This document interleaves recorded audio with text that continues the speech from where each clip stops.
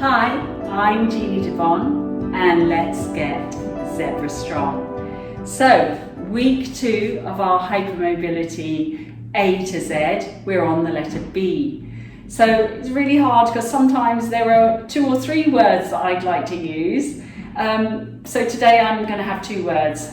B for breath, of course, one of the principles, the first principle of my movement method. So we're going to be looking at breath. And B for balance. That's actually the 5th principle in my movement method for hypermobility. So breath and balance. And I thought, okay, why don't we combine the 2 things together?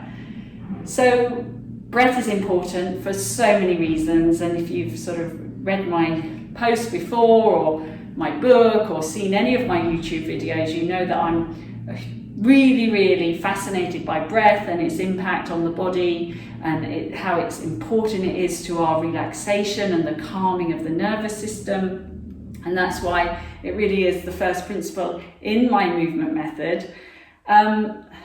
Many of us do tend to have breathing pattern disorders where we might shallow breathe up here, nothing moves down here, the ribs become very fixed. So just take a moment now and just notice how you're breathing. So is the whole torso breathing with you? Or are your shoulders coming up and down with you? Which obviously we don't want. We want the shoulders to stay quiet, but we still need to expand our upper ribs and soften the lower ribs on the exhale. So we want the whole torso to be breathing. Yeah, so just take a moment and see if that's happening for you. Okay, so we're going to talk about breath and this ability to keep the breath flowing, you know, not worrying about when you're inhaling or exhaling, but just making sure that you're keeping your breath flowing when you're trying to do something that might be challenging. Because oftentimes, I don't know about you, but I end up holding my breath when I'm really focusing on something, and then that of course puts all that tension back into the body which we're trying to let go of. So balance, if you need to hold on to something, I've got my barrel here that I can hold on to, but if you need a chair or anything like that, we're just going to see if we could stand on one leg. Okay, so again, you don't really need to see what I'm doing.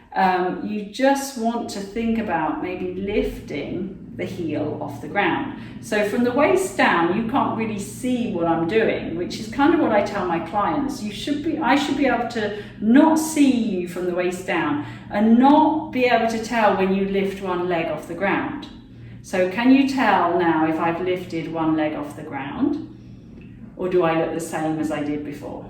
Okay, so it's a little test. You can play it with your family and friends. So there's going to be a little shift as you shift from one leg to the other, but see if you can breathe as you exhale. Let the leg you're standing on become heavier, and see if your friends and family can tell if you've lifted your leg off the ground. So I have lifted my leg off the ground now, so I'm standing on one leg. Can we still breathe? I can hold on if I need to. Can I still let the ribs soften? And then back down. Okay, so there's a little shift. See if you can see the moment when I lift that leg off the ground. Okay, so now it's in the air. I'm still breathing. Still softening. Okay, so if lifting the whole leg off the ground is too much, I'm just going to drop the camera a little bit so you can see what I'm talking about. Let's lower that down a little bit. So I'm looking at lifting the leg up like this as opposed to behind me. Okay, but if that's too much, you can just practice lifting a heel.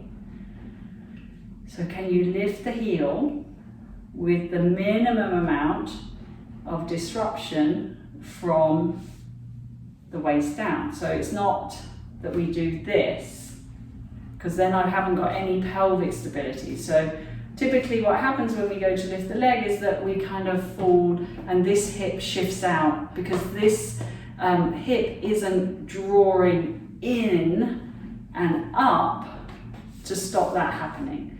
So that's what we're looking for. And then when this side really starts to work, that's when we start to get to the point where we can lift the legs up and breathe without that happening. Okay? So it's a little game you can play with your friends and family, and you'll also have a reference, or do it in a mirror, and you'll also have a reference as to whether you see that you're getting stronger. But remember, it's really important that as you attempt to lift that leg off the ground, you're going to exhale, because that exhale is going to make you feel heavier. Okay? Feel free to hold on. There's nothing wrong with holding on so that you can really focus on these points rather than worrying about whether you're going to fall over. Okay? So use as much support as you need. Focus on the breath. Focus on the contact with the ground. And then just let those legs or those heels float up off the ground.